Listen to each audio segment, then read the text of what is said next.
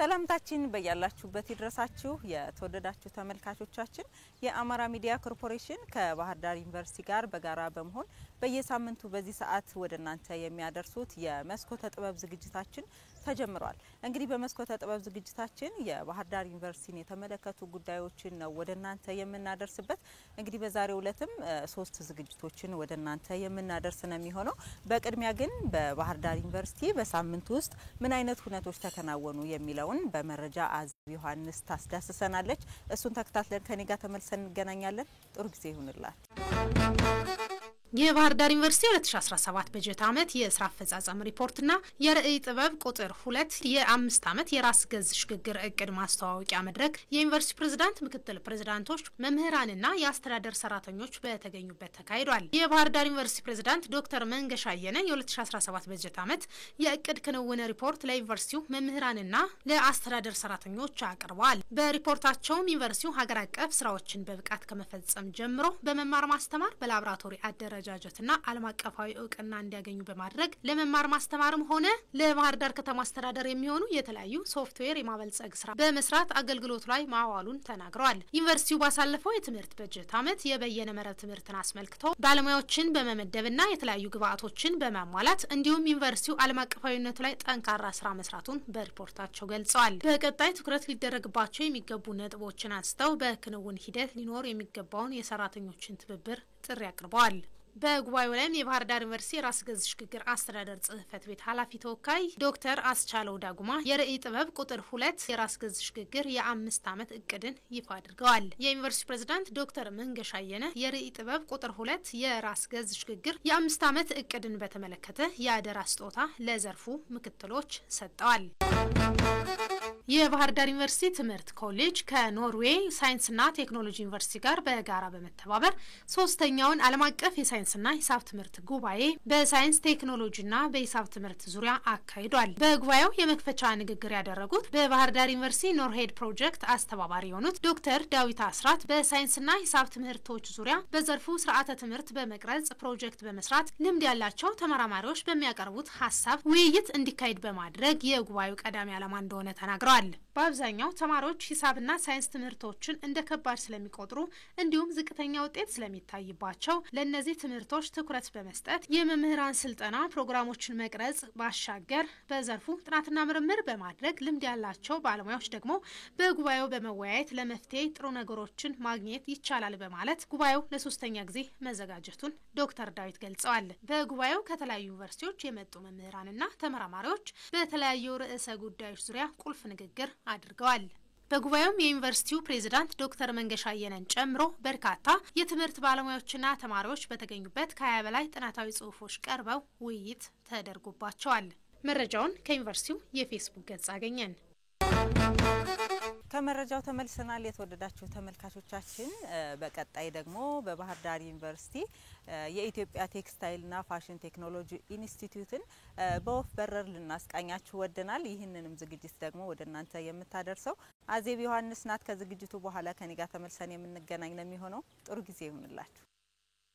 በ1963 ባህር ዳር ፖሊቴክኒክ ኢንስቲትዩትን ከመሰረቱት አንዱ የትምህርት ክፍል ነው ያኔው አድቫንስድ ቴክስታይል ቴክኖሎጂ።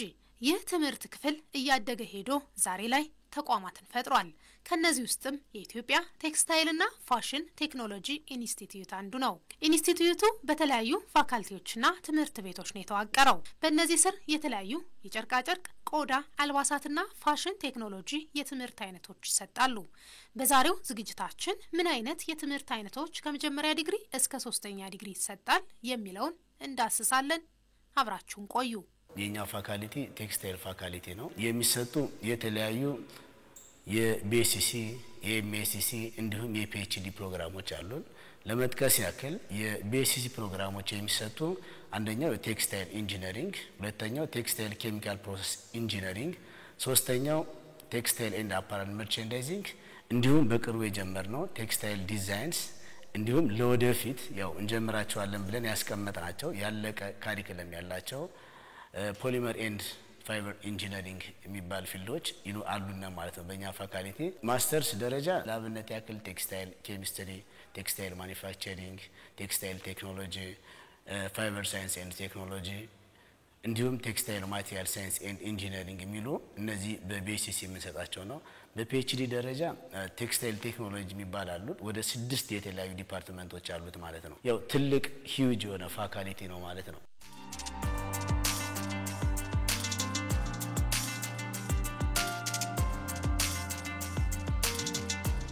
በዲፓርትመንት ደረጃ እንደምታዩት ቴክስታይል ኢንጂነሪንግ ስንል ብዙ ጊዜ ሞር ፎከስ የሚያደርገው ፕሮዳክሽን ነው። እንዴት አድርገን ፋብሪኮችን ፕሮዲዩስ እናደርጋለን። ስለዚህ የኢንጂነሪንግ ፕሪንሲፕሉን የሚያሳይ ዲፓርትመንት ነው። ቴክስታይል ኬሚካል ፕሮሰስ ኢንጂነሪንግ የምንለው ደግሞ ሞር ፎከስ የሚያደርገው ኬሚስትሪ ፓርት ላይ ነው። ቴክስታይል ኤንድ አፓረል መርቸንዳይዚንግ የምንለው ዲፓርትመንት አለ። ይሄ ምንድነው? አሁን አይታችሁ ከሆነ ብዙ ጊዜ ማርኬት ላይ ፎከስ ማድረግ አለብን። ለምሳሌ አሁን ኢትዮጵያ ውስጥ መጡ የተለያዩ ፕሮዳክቶች በተለያዩ ኢንዱስትሪዎች በኢትዮጵያ ይመረታሉ፣ ግን ትንሽ የማርኬት ሳፕላይ ቼኑ ዝቅተኛ ነው። ስለዚህ ያንን ይፈታል ብለን የከፈትነው በጣም ሂውጅ የሆነ ዲፓርትመንት አለ፣ ቴክስታይል ኤንድ አፓረል መርቸንዳይዚንግ ይባላል። እንዲሁም አሁን በቅርቡ የተከስነው ቴክስታይል ዲዛይንስ የሚል ዲፓርትመንት አለ። ይሄ ዲፓርትመንት ምንድነው? የቴክስታይል ኢንጂነሪንጉ ጋፕ ነው። ለምሳሌ አንድ ቴክስታይል ኢንጂነሪንግ የተለያዩ ፕሮዳክቶችን ፕሮዲዩስ ሊያደርግ ይችላል። ለዛ ደግሞ ምን ያስፈልገዋል? ዲዛይነር ያስፈልገዋል። ቴክስታይል ዲዛይን በእኛ ፋካልቲ ስር የሚገኙ ፕሮግራሞች በመጀመሪያ ዲግሪ በፋሽን ዲዛይን ሬጉላር እና የኤክስቴንሽን ፕሮግራም አለን። ሌላው በፋሽን ኢንጂነሪንግ የሬጉላር እና የሰመር ፕሮግራም አለን። ሶስተኛው በሌዘር ፕሮዳክት ዲዛይን ኤንድ ኢንጂነሪንግ የሚል የመጀመሪያ ዲግሪ አለን። አራተኛውና በቅርብ ከከፈትናቸው ፕሮግራሞች አንዱ የቪዥዋል አርት የሚባል ፕሮግራም አለን። ኦሬዲ 4ኛ ዓመት የደረሱ ተማሪዎች ወይም ለምረቃት ዝግጁ የሆኑ ተማሪዎች አሉን። በቀጣይነት ደግሞ የያዝናቸው ልንከፍታቸው ያሰብናቸው ፕሮግራሞች አሉን። በመጀመሪያ ዲግሪ የኢንቴሪየር ዲዛይን ኦሬዲ እሱን ለመክፈት ዝግጅት ጨርሰናል። ፋሽን ኮሚኒኬሽን እና ስታይሊንግ በመጀመሪያ ዲግሪ እሱንም ካሪኩለም ጨርሰናል። ሶስተኛው ፕሮግራም በፋሽን ማርኬቲንግ ያው የፋሽን ዲዛይን ፎከስ በማድረግ እዛ ላይም የመጀመሪያ ዲግሪ ፕሮግራም ኦሬዲ ጨርሰን ለማጸደቅ ሂደት ላይ ነው ያለነው። በሁለተኛ ዲግሪ 3 ፕሮግራሞች አሉን። ፋሽን ቴክኖሎጂ በሌዘር ፕሮዳክት ዲዛይን ኤንድ ኢንጂነሪንግ፣ ሶስተኛው የፋሽን ዲዛይን በሬጉላር እና በኤክስቴንሽን የማስተርስ ፕሮግራም አለን። በፒኤችዲ ፕሮግራም ያሉን 3 ፕሮግራሞች አሉን። አንደኛው በፒኤችዲ በፋሽን ቴክኖሎጂ፣ ፒኤችዲ በሌዘር ቴክኖሎጂ እና ፒኤችዲ በኦርፊትዌር ኢንጂነሪንግ የሚል የሶስተኛ ዲግሪ ፕሮግራሞች አሉ። መሰረታዊ ምህንድስና የትምህርት ክፍል ተዛማጅ የሆኑ ኮርሶች አሉ። ብዙ የተለያዩ የዲዛይን ኮርሶች አሉ፣ ጥገና ኮርሶች አሉ እና ቴክስታይል ኢንጂነሪንግን ጋርመንትንም ሌዘር ኢንጂነሪንግንም የሚያግዙ ኮርሶች መሰረታዊ የሆኑ የኢንጂነሪንግ መሰረታዊ ቤዝ ሊጥሉ የሚችሉ የትምህርት አይነቶች አሉ። እነዚህን ትምህርቶች እንግዲህ ከሌሎቹ ትምህርት ክፍሎች ጋር ተዛማጅ በሆነ መልኩ እየሰጠን ተግባር ተኮር ስልጠና በመስጠት እንዲሁም ደግሞ በማህበረሰብ አገልግሎትም ስራ ተቀዳሚ የሆነ ስራዎችን እየሰራን እንገኛለን።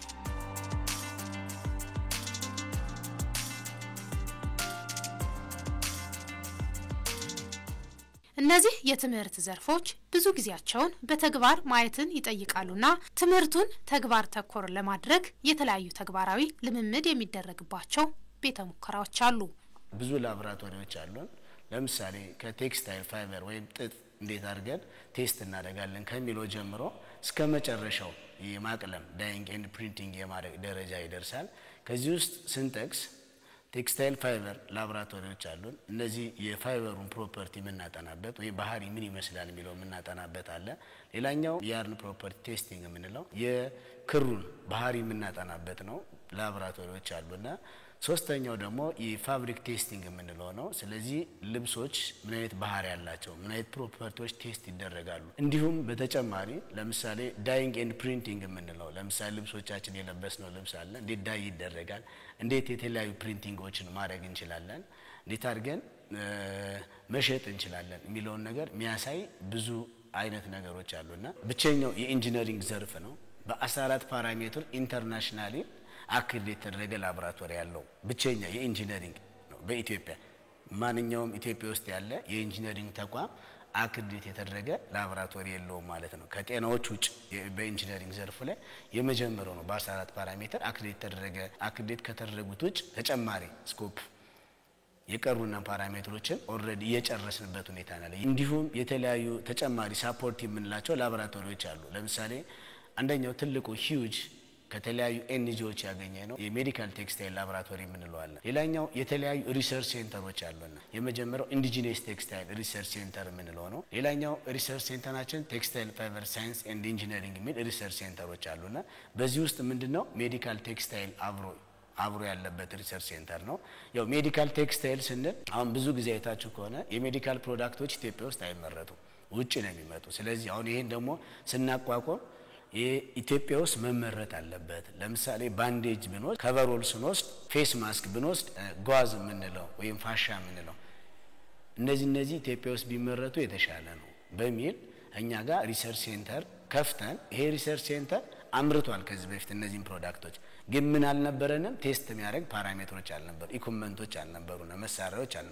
አሁን ግን በብዛት መሳሪያዎች አሉና በእያንዳንዱ ፓራሜትር ቴስት ማድረግ እንጀምራለን ማለት ነው ለወደፊት። ሌላኛው ባዮ ሪፋይነሪ ሪሰርች ሴንተር ምንለው ነው ያለን የሰው ኃይል በብዛት ከፕሮፌሰር ጀምሮ እስከ ቤሲስ ያለን ማለት ነው። እስከ መጀመሪያ ዲግሪ ያላቸው ስታፎች አሉና ብዛት ያላቸው እነዚህ የላቦራቶሪ ቴክኒሻን አሉና ያው አብዛኞቹ ትምህርቶቻችን ፕራክቲካል ቤዝድ የሆኑና ላቦራቶሪ ላይ ረጅም ጊዜ ተማሪዎች የሚያጠፉባቸው ሰዓቶች ይገኛሉ። ከቲዮሪ በበለጠ በጣም ረጅም ጊዜ የሚወስዱት ፕራክቲካል ላይ ስለሆነ ወይም እነዚህ በእጅ የሚሰሩ ስራዎች ላይ ስለሆነ በሪሶርስ ወይም በላቦራቶሪ ደረጃ በጣም ዘመናዊ የሆኑ የሶፍትዌር ላቦራቶሪዎች ወይም ደግሞ የካድ ላቦራቶሪዎች አሉን። ኮምፒውተር ኤድድ ዲዛይን የሚባሉ ዲዛይኖችን የሚሰሩባቸው አድቫንስድ ካድ ሩሞች አሉን። እነ 3D ቦዲ ስካኒንግ ከረንትሊ ኢትዮጵያ ውስጥ ራሱ እንደ የመጀመሪያው የሚባለው 3D ቦዲ ስካኒንግ አለ። የሰው ልጅ ሙሉ አንትሮፖሜትሪክ ስትራክቸር ሜዠርመንት የሚወስድልን ማለት ነው። የገርበርና ፕሎተር ማሽኖች አሉን። ሌላው እንደ ማኒፋክቸሪንግም የያዝናቸው ዩኒቶች አሉን። በአልባሳት ዙሪያ የምንሰራባቸው በፋሽን ዲዛይን ዙሪያ የምንሰራባቸው ላቦራቶሪዎች የማኒፋክቸሪንግ ላቦራቶሪዎች አሉን። ሌላው አሁን ከረንትሊ አክሬዲት ልናስደርግ የጀመርነው ላቦራቶሪ አለን። በሌዘር ላቦራቶሪ፣ ቴስቲንግ ላቦራቶሪ የተለያየ ፍተሻ የምንሰጥባቸው ለተለያየ አካላቶችና ተማሪዎቻችን ደግሞ የራሳቸውን ሪሰርች ምርምሮች የሚሰሩባቸው ወደ 10 ፓራሜትሮች ለይተን አሁን ወደ አክሬዲቴሽን እየሰራን ያለንበት ሁኔታ ነው ያለው። ሌላው ዩኒክ የሚያደርገን እንደ ፋካልቲም እንደ ተቋምም እንደ ዩኒቨርሲቲም ደግሞ ፋሽን ትልቅ የፋሽን ኢቨንት ማዘጋጃ በአንድ 750 ድረስ ሰዎች እንዳስተናግድ የሚችልልን በጣም ትልቅ አዳራሽ ራሱን ችሎ ለፋሽን ሾው የተዘጋጀ አዳራሽ አለን። የፋሽን ኢንጂነሪንግ ላቦራቶሪዎች አሉን። የማኒፋክቸሪንግ የምንላቸው እንደ ሶፍትዌር ቤዝድ የሆኑ ኮምፒውተር ኤድድ ከቲንግ ማሽኖችን የያዙ እና ማኑዋልና ሶፍትዌሮችን የያዙ አሉን። በቅርብ ካስገባናቸው ወይም ስታብሊሽ ካረግናቸው ደግሞ በሌዘር ሴክተር ላይ የምንሰራባቸው ዘመናዊ የሆኑ ማሽኖች እንደ ላስቲንግ ማሽን፣ የታኒንግ ማሽኖች፣ የተለያዩ ማሽኖችን ኦሬዲ በቅርብ ያስገባንበት ሁኔታ አለ። በተጨማሪ ደግሞ ለቪዥዋል አርት የሚሆኑ ላቦራቶሪዎችን የፔይንቲንግ፣ የድሮይንግ፣ የስክልፕቸር እነዚህ ቅርጻ ቅርጽ መስሪያ እና ስዕሎችን እና የተለያየ ዲዛይኖችን የሚሰሩበት ላቦራቶሪዎችን የማደራጀት ስራ ሰርተናል። በመምህራን ሪሶርስ እናየው የኛ ፋካልቲ አጠቃላይ ወደ 75 የሚደርሱ መምህራኖች አሉ። ከቴክኒካል አሲስታንስ ጀምሮ እስከ አሶሺየት ፕሮፌሰር። አሁን በቅርብ የሰራነው ደግሞ ሪሰርች ላቦራቶሪዎችን አደራጅተናል። ሪሰርች ብቻ ምርምር የሚሰራባቸው ተማሪዎች ሊሆኑ ይችላሉ፣ መምህራኖች ሊሆኑ ይችላሉ። 2 ሪሰርች ላቦራቶሪዎች አሉ። እነዛ ሪሰርች ላቦራቶሪዎች አንደኛው የሰስተነብል ፋሽን ሪሰርች ሴንተር የሚል ያቋቋምንበት ሁኔታ አለ። ሁለተኛው ደግሞ የሌዘር ፕሮዳክት እና ዲዛይን ዲቨሎፕመንት የሚል ሴንተር አቋቁመን በዛ ውስጥ የተለያዩ ማሽነሪዎችን፣ ኢኩዊፕመንቶችን እና ማቴሪያሎችን አሟልተን መምህራኖችም ሊሆኑ ይችላሉ፣ ተማሪዎችም ሊሆኑ ይችላሉ ሪሰርቾችን የሚሰሩበት ላቦራቶሪዎች አሉ ማለት ነው። በአጠቃላይ በእኛ ፋካልቲ ወደ 65 የሚደርሱ ላቦራቶሪዎች አሉ። ተቋማችን እንደምታዩት እጅግ በጣም የተደራጀ ዘመናዊ የወርክሾፕ አደረጃጀት አለው። እንዲሁም ማሽኖች አሉ በበቂ ሁኔታ ሁሉን ስራ ሊያሰሩ የሚችሉ ለማስተማሪያም ብሎም ደግሞ እስከ ጥገና ብሎም ደግሞ ምርት ማምረት የሚያስችሉ መሳሪያዎች አሉ። እነዚህ መሳሪያዎችን እንግዲህ እኛ መምህራን ተማሪዎቻችን ስናስተምር በቀረቡልን ግብአቶች በግብአትም ጥሩ ግብአት ይቀርባል። እንዲሁም ደግሞ አዳዲስ ማሽኖች ተገዝተውልናል። እነዚህን ግብአቶች በመጠቀም የመማር ማስተማሩ ሂደት ተግባር ተኮር በሆነ መልኩ እንሰጣለን። ከዛም ባሻገር ደግሞ በተቋማችን የተለያዩ ማሽኖች አሉ፣ ማሽነሪዎች እነሱን የመጠገን ሳይበላሹ ሪኮንዲሽን የማድረግ ስራዎች አሉ። በዋናነትም ደግሞ በተቋም ደረጃ የተሰጠን የቴክኖሎጂ ሽግግርና የማህበረሰብ አገልግሎቱን ከሌሎች መምህራኖች ጋራ መልቲ ዲሲፕሊናሪ የሆነ ሁሉን አቀፍ የሆነ የቴክኖሎጂ ሽግግር እንዲሁም የማህበረሰብ አገልግሎት በዚህ የትምህርት ክፍል ላይ በተቀናጀ መልኩ ይሰጣል። አዳዲስ ወርክሾፖች አሉን። አዳዲስ መሳሪያዎች ተገዝተዋል። እነዚህ መሳሪያዎች ሁሉ ጥቅም ላይ እንዲውሉ እየተደረገ ነው፣ እየተጠቀምንባቸውም ነው። ያው ለማሳያ የሚሆንሽ እንግዲህ ከጀርባ የምታያቸው ምርቶች አንዱ ተቋሙ በዋናነት በተቋሙ የሰው ኃይል እኛን ጨምሮ መምህራንን ባለም ሪሶርስ እንግዲህ የምታየው ሁሉ ሪሶርስ የወደቀ የተጣለን ሪኮንዲሽን ማድረግ ደረጃ እንግዲህ ተቋሙ እኛ መምህራንም ትልቅ የተሳሰረ ስራዎችን ሰርተናል ብዬ አስባለሁ። እነዚህ የወዳዱ ዕቃዎች አብዛኛው በጨረታ የሚወገዱበትና በአነስተኛ ዋጋ የሚጠሉበት ሁኔታ ነው። የወዳዱ ዕቃዎችን አክቲቭ በማድረግ ለማህበረሰቡ የሚውሉ ችግር የሚፈቱ ስራዎችን በመናበብ እየሰራን ነው። እንግዲህ ማሳያው ደግሞ የስራ ውጤቶቻችን የሚታዩ ናቸው።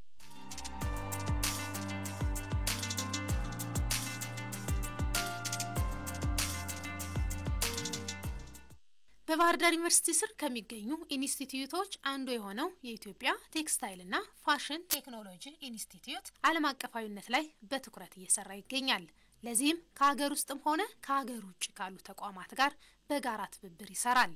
ከተለያዩ ቦታዎች ላይ የተለያዩ ግንኙነቶች አሉን። ላብነት ያከል ዶንጋ ዩኒቨርሲቲ ቻይና ግንኙነት አለን። ሌላኛው ቴክሳስ ቴክ ምንለው ዩኒቨርሲቲ ዩኤስኤ ማለት ነው። ፊንላንድ ዩኒቨርሲቲ ኤዥያ ውስጥ እነዚህ ያሉ። ሌላኛው ጀርመን ነው። የተለያዩ ኢንተርናሽናል ግንኙነቶች አሉ። እንዲሁም በቅርቡ ህንድ ራሱ የተለያዩ ዩኒቨርሲቲዎች አሉና እንደዚህ። ስለዚህ እነዚህ ኢንተርናሽናል ኮላቦሬሽኖች ናቸው ማለት ነው። ይሄ የሚያሳየው ምንድነው ኤቴክስ ትልቅ መሆኑና የተለያዩ ኢንተርናሽናል ኮላቦሬሽንም እንዳለን የሚያሳይ ነው። ኢንተርናሽናሊ ካሉ ዩኒቨርሲቲዎች ጋር አብረን በጋራ እየሰራን ነው። ስፔሻሊ አሁን ከረንትሊ ከማከራሪ ዩኒቨርሲቲ ጋር በመሆን ከተለያዩ ዩኒቨርሲቲዎች ጋር ተማሪዎች እዚህ ያመጣን የውጭ ተማሪዎች ይማራሉ። ከረንትሊ በአፓራል ፋካልቲ ሲል ወደ 17 የሚደርሱ የውጭ ተማሪዎች አሉን። ይሄ ለኛም ለዩኒቨርሲቲውም ጥሩ ተሞክሮ ነው ብዬ ነው ማስበው። ሌላው ከአጋር ድርጅቶች ጋር በጣም ብዙ ስራዎች የምንሰራባቸው አሉ። ለምሳሌ እንደኛ ሴክተር እዚህ አፍሪካ ሌዘር ፕሮዳክት ኢንስቲትዩሽን አልፒ የሚባል ወይም ደግሞ ኮሚሳ የሚባል በጣም ትልቅ ተቋም አለ አፍሪካ ላይ የሚሰራ። ከነሱ ጋር አሁን በጋራ እየሰራንበት ያለንበት ሁኔታ አለ። ሌላው ከኤግ ዩኒቨርሲቲ ጋር በጋራ እንሰራለን። ዶንጋ ዩኒቨርሲቲ በጋራ እንሰራለን። ዌስተርን ውጪ ካሉ ዩኒቨርሲቲዎች ጋር በጋራ ጀርመን ከነሱ ጋር ብዙ የምንሰራባቸው ሁኔታዎች አሉ። እንደ ተቋም በኢንተርናሽናላይዜሽን ደረጃ እየሰራንባቸው ካሉ ስራዎች በተጨማሪ የዚህ የፕሮጀክት ስራዎች ከጂአይዜድ እና ከተለያዩ አጋር አካላቶች ጋር በጋራ እየሰራንባቸው ያለንበት ሁኔታ ነው ያለው። ከተለያዩ ተቋማት ጋር ደስ የሚል ተሳሳቢነት ያለው በልምድም እንዲሁም ደግሞ በተለያዩ የተግባቦት እንትኖች እንገናኛለን። ጥሩ ስራዎችም ልምዶች እየቀሰም ወደኛም ከኛም ደግሞ ወደላ እየቀሰም ጥሩ ስራዎች እየተሰሩ ይገኛሉ። የቴክኖሎጂ ሽግግር ስራን በተመለከተ ይህ ትምህርት ክፍል ዲዛይን የማድረግ ንድፎችን ከመንደፍ ባሻገር ደግሞ ፕሮቶታይፕ ዴቨሎፕመንት ላይ ኢንቮልቭ ያደርጋል፣ ቴስት ያደርጋል። በጋራ አሰስ እየተደረጉ ቫሊዲቲ ተደርጎ ወደ ማሸጋገር ሂደት ላይ ይሳተፋል።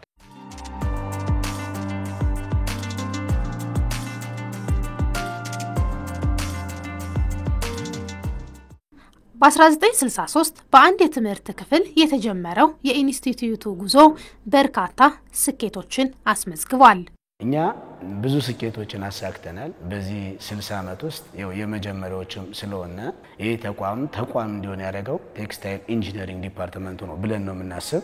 ከዛ በኋላ ነው እነዚህ የተለያዩ ዲፓርትመንቶች የመጡ ኤቴክስ የመጣ እዛ በኋላ ነውና ይሄ ትልቅ ስኬታችን ነው እንደ አንድ ተቋም መውጣታችን። ኢቭን ተማሪ እናስመጣለን ከተለያዩ ውጭ ሀገር ላይ ለምሳሌ ከኡጋንዳ ከሱዳን ተማሪዎችን እያመጣን ማስተርስም ቤሲም እያስተማርንበት ያለው ሁኔታ ነው ያለው። ተማሪዎቻችን ሲመረቁ በብዛት ስራ ይይዛሉ ማለት ነው። ስለዚህ አሁን ከዚህ በፊት የተደረገ ትሬሰር ስተዲ ምንለዋልና ስለዚህ ከዚህ ውስጥ ወደ 47% የሚሆነው የቴክስታይል ኢንጂነሪንግ እና በአጠቃላይ የተቋሙ ሞር ዛን 85% የሚደርሰው ስራ የራሳቸው ስራ ይዘዋል ማለት ነው። ከዛ ውጭ ደግሞ ከዛ የቀሩት ደግሞ ምንድናቸው ማለት ነው? እነዚህ ኢንተርፕረነር ሆነዋል በግላቸው። ስለዚህ የምናስተምራቸው ትምህርት ምንድነው? ዋናው ዓላማው ተግባር ተኮር ነው ማለት ነው። ዋናው ያው ሪሶርስ ነው አይደል? ይሄ በአፍሪካ ደረጃ ይሄን ተቋም በሪሶርስ ይበልጧል የማስበው ዩኒቨርሲቲ የለም። ምናውቃቸው ዩኒቨርሲቲዎች አሉ በአፍሪካ ደረጃ ማለት ነው በቴክስታይል ዘርፉ። እኛ ሞራለስ እየሰራን ካለንባቸው ስራዎች አንዱ የኢንተርናሽናላይዜሽን ስራ አንዱ ነው። የኢንተርናሽናል ተማሪዎችን ማምጣት ላቦራቶሪዎችና ናሽናል ፕሮግራሞችን አክሬዲት የማስደረግ ስራ እንደ ስኬት የምንቆጥራቸው ናቸው። ሌላው በአሁኑ ጊዜ የተማሪ ኮንቲኒቲ በጣም ኢምፖርታንት ነው። ዲፓርትመንቶቹን ማስቀጠል በእኛ ዲፓርትመንት እስካሁን ምንም አይነት የኮንቲኒቲ ችግር የሚያጋጥመን የለም። ተማሪዎቻችን መርጠን ፈልገው ነው እስካሁን ድረስ እየመጡ ያሉት። ዘመናዊ የሆኑ ላቦራቶሪዎችን እየገነባን ያለ ነው። ስታፍ ዲቨሎፕመንት ላይ እየሰራንበት ያለንበት ሁኔታ አለ። ሌላው የተለያዩ ኢቨንቶችን ማዘጋጀት ስራዎችን እንሰራለን። በዚህ አመት ዩኒክ ብለን የምናየው የፋሽን ሰመር ካምፕ የሚል አንድ ፕሮግራም ስታብሊሽ አድርገናል። ሌላው እንደ ስኬት የምናየው የስቱደንት ቱር አለን። እኛ ተማሪዎቻችን ስፔሻሊ ይሄ የፋሽን ኤሪያው የቪዥዋል አርት የሌዘር ኤሪያው ሞር ዲዛይን ቤዝድ እና የማኑፋክቸሪንግ ኢንዱስትሪ ላይ የሚሰሩ ስለሆኑ የተለያዩ የዲዛይን አይዲያዎች ሪሶርሶች እንዲያገኙ እየሰራንበት ያለንበት ሁኔታ አለ። ሌላው ይሄ ስቱዲዮ እንደምታዩት የፋሽን ስቱዲዮ ነው። እዚህ ላይ እንግዲህ ኦልሞስት 2 አመት የፈጀ ፕሮግራም ነበረን። እንደ ፋካልቲ እንደ ተቋም እንግዲህ ጥሩ ስራ ሰርተናል ብለን የምናስበው ኢትዮጵያ ውስጥ ያሉ ዲዛይነሮችን በማወዳደር እዚህ መተው ፕሮዳክታቸውን ሰርተው አመት ሙሉ ፕሮግረስ ሰርተው መጨረሻ ላይ እንግዲህ ላስት ይር ጀምረሻውን ዝግጅት ያከናውንበት ሂደት ነበረ።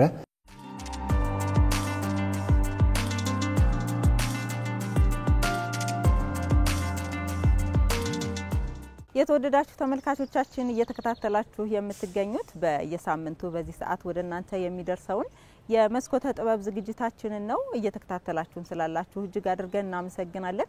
በቀጣይ ደግሞ ከመደርደሪያው ዝግጅታችንን ነው ወደ እናንተ የምናደርሰው። እንግዲህ በዚህ ዝግጅት የተለያዩ ጥናታዊ ጽሁፎችና የምርምር ስራዎች ወደ እናንተ የሚደርሱበት ፕሮግራም ነው። ዛሬም ደግሞ ከአንድ መምህርና ተመራማሪ ጋር አዜብ ዮሐንስ ቆይታ አድርጋለች። እሱን ተጋበዙልኝ። ከኔ ጋር በድጋሚ ተመልሰን እንገናኛለን። ጥሩ ጊዜ ይሁንላችሁ።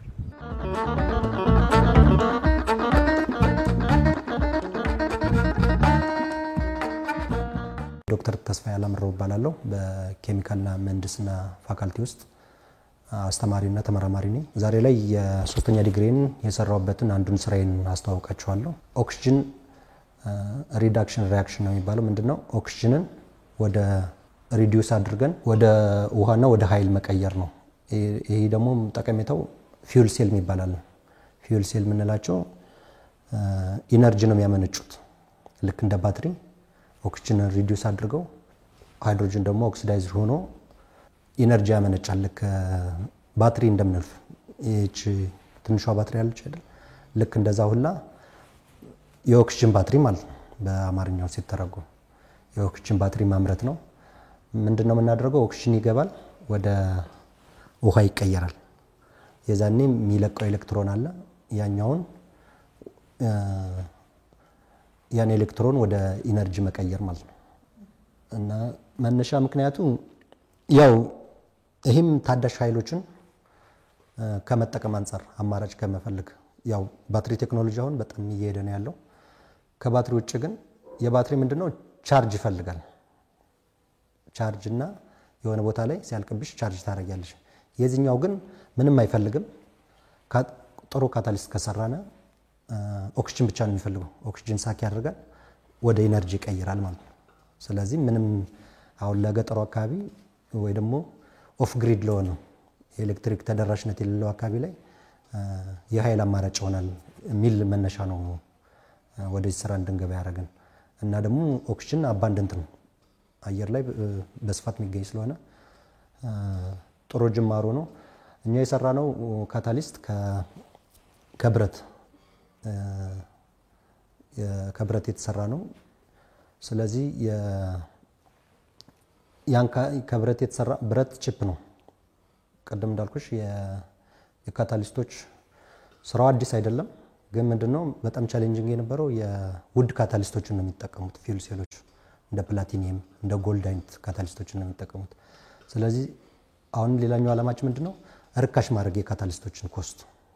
ስለዚህ ኮስቱን በቀነስነው ቁጥር በቀላሉ ወደ ኮመርሻላይዝ ይቀየራል ብለን ስለምናስብ እሱ ነው ሞቲቬት ያደረገን።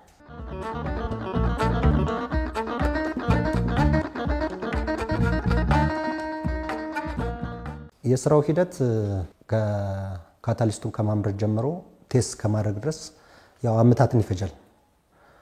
ምክንያቱም ካታሊስቱን መስራት በራሱ ገና ሐሳቡን አስበው ምክንያቱም ያልተሞከሩ ካታሊስቶችን መምረጥ ነበረብን። ሁለተኛ ደግሞ ያን ካታሊስት ፐርፎርማንሱን ማጥናት ነበረብን። ከዛ ፐርፎርማንሱ ጥሩ ሲሆንልን ደግሞ ባህሪውን ደግሞ ማጥናት ነበረብንና ያው ብዙ ጊዜ ይፈጅብሻል። ከዛ ደግሞ መስራት አለ መስራቱን ማረጋገጥ ነበረብን። እነዚህ ነገሮች ጊዜ ይፈጁ ነበር።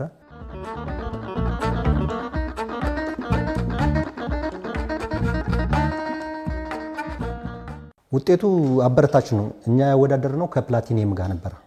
የኛን ካታሊስት የኛ አይረን ፖርፋይሪን የሚባል ካታሊስት ነው። የፖርፋይሪነሪንግ ውስጥ አይረን እንደ ካታሊስት አድርገን መሞከር ነበረብን። ከዛ በኋላ ስንለካው ኦልሞስት ከፕላቲኒየም ጋር ተቀራራቢ የሆነ ፐርፎርማንስ ሰጥቶናል። ያ ደግሞ ጥሩ ነው ብለን ነው የምናስበው። ምክንያቱም የኛ ካታሊስት በጣም ርካሽ ነው። ፕላቲኒየም በጣም ውድ ካታሊስት ነው። እሱ ጋር ወዳድረናል። ያው የምርምሩ እንትን ላይ ማየት ይቻላል ካሳተምነው ምርምሮች ላይ። ስለዚህ እሱ ጋር ተቀራራቢ የሆነ ፐርፎርማንስ አግኝተንበታል። ስለዚህ ተስፋ ሰጭ ነው የምንለው ምንድነው ለወደፊቱ የፊውል ሴል ቴክኖሎጂን ቺፕ እና አፎርዴብል ያደርግልናል ብለን ስለምናስብ የካታሊስቱ ዋጋ በጣም የኛ ርካሽ ስለሆነ ፕላቲኒየም በጣም ውድ ስለሆነ በዛ ተስፋ ሰጭ ነው ብለን እናስባለን። ሪኮመንዴሽናችን ይህን ቴክኖሎጂ ወደ ሀገራችን ማስገባት ነው። ስለዚህ ምክንያቱም ቴክኖሎጂው የሌላ የኃይል አማራጭ ስለሆነ ወደ ሀገራችን በሪሰርቹ ሳፖርት አድርገን በጣም መስራት ይጠበቅብናል። አሁን የአደጉ ሀገሮች ኮምፒቲሽናቸው እንደዚህ አይነት ቴክኖሎጂዎችን በሪሰርች አስደግፈው ማሳደግ ነው ስራቸውና እኛም ይህን ቴክኖሎጂ ማምጣት እንፈልጋለን። ይህን ደግሞ እንዲያግዘን የኤሌክትሮኬሚካል ኢንጂነሪንግ ሚል ኤምኤስሲ ካሪኩለም ነድፈን በዚህ ዓመት ጸድቆ ኦልሞስት ስራ ላይ ጀምረናል።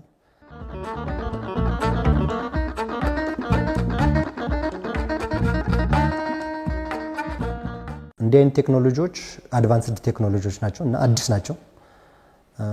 በእኛ ሀገር ኦልሞስት አልተጀመሩ ስላልተጀመሩ ቻሌንጆች አሉ። ስፔሻሊ ተመርቀው የመጡ ስታፎችም አሉ በዚህ ኤሪያ ከኮሪያ ከታይዋን ተመርቀው የሚመጡ አሉ እና ከተለያዩ አውሮፓ ሀገሮች የተለያዩ ስታፎች አሉ በዚህ ኤሪያ የሰሩ። እንዳንሰራ የሚያደርጉን ቻሌንጆች አንዳንዴ የእቃዎች ጉድለት በሀገራችን ደግሞ የተለመደ አለመሆኑና አዲስ ቴክኖሎጂ መሆኑ ትንሽ ቻሌንጅ ይኖረዋል። ግን እያሳካን እቃዎችን እያሟለን ማለት በጎደለም ቢሆን እየሰራን እነሱን ባንደርስም አትሊስት እኩል መራመድ አለን ብዬ አስባለሁ።